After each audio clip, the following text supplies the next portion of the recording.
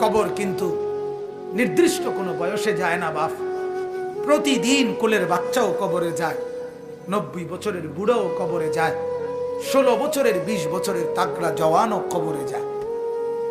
কবরস্থানে সব ধরনের লাশ আছে। এজন্য কবর ডেকে বলে, ও আল্লাহর বান্দা, আমি পোকামাকড়ের ঘর।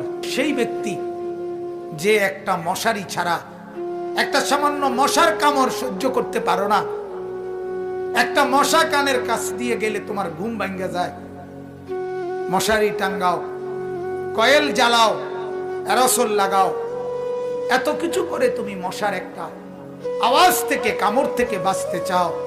হায় আল্লাহর বান্দা, তো বছরের পর বছর, শত শত বছর কবরের মধ্যে এই পোকামাকড়ের ঘরে কেমনে থাকবে?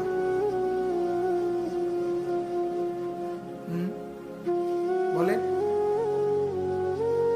কবর প্রতিদিন বলে, আনা বাইতুল ওয়াহদা, ও আল্লাহর বান্দা, আমি কিন্তু একাকী ঘর, একাকী ঘর, কেউরে পাবা না, কেউরে না।